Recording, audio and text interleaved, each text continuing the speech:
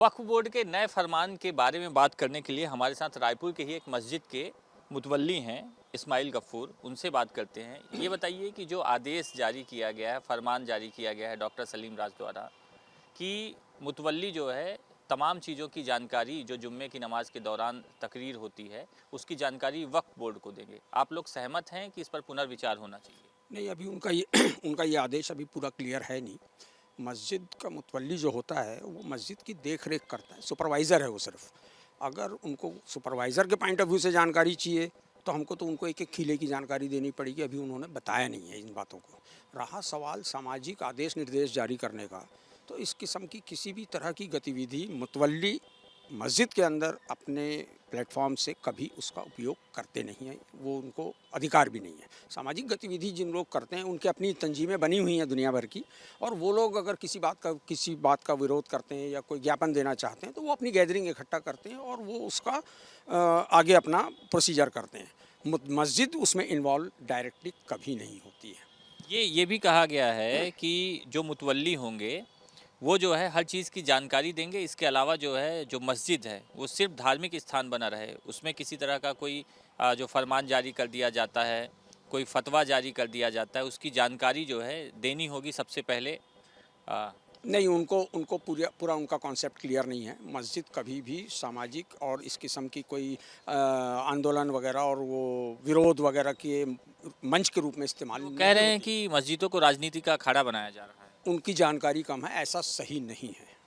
उनको रिसर्च कर लेना चाहिए या बैठ के मुतवल्लियों से बात कर लेना चाहिए। जैसा कि अभी उन्होंने कहा है कि वो एक ग्रुप बना रहे हैं, व्हाट्सएप ग्रुप, और वो मुतवल्लियों से चर्चा करते रहेंगे। ये काम पहले ही कर लेना था उनको, तो ये सब बातें जो अभी हो रही हैं उसकी नौबत ही नहीं आती। ओवैसी ने भी इस मामले पे ट्वीट किया है, कहा है कि ये बीजेपी सरकार के एजेंट की तरह काम कर रहे हैं।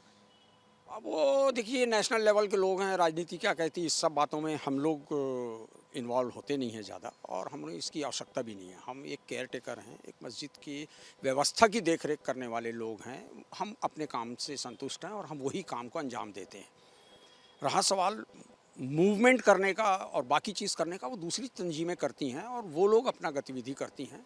ओवैसी साहब एक नामी गिरामी बैरिस्टर भी हैं। तकरीर में सिर्फ धार्मिक बातें होती, कोई राजनीतिक बातें नहीं होती, या फिर धार्मिक सौहार्द बिगाड़ने वाली बातें, कोई दंगे भड़काने वाली पैदा नहीं होता। इस्लाम में शांति की बात होती है, और कभी भी इमाम खड़े होकर मस्जिद में इस किस्म की कोई गतिविधि नहीं करते हैं। वो तो कहीं हो रही हो तो उसको भी इस्लामी तौर पे एक सलाह मशवरा करके और ख़त्म करने की बात कर सकता है। वो भी वो अपने मंच से नहीं करता है, वो सिर्फ इस्लाम की शिक्षाएँ देता है वहाँ।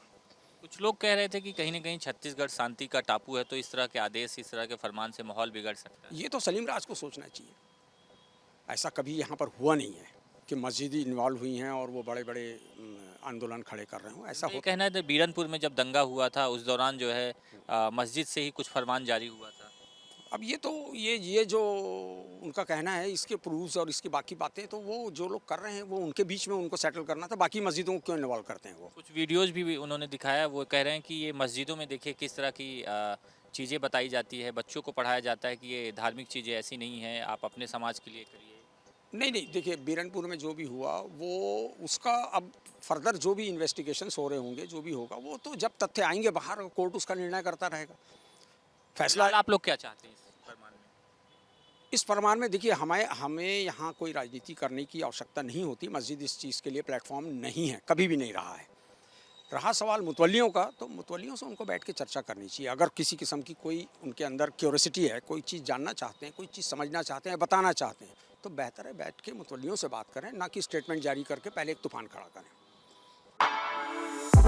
For exclusive and insightful videos, subscribe to our new channel ABP Live Premium.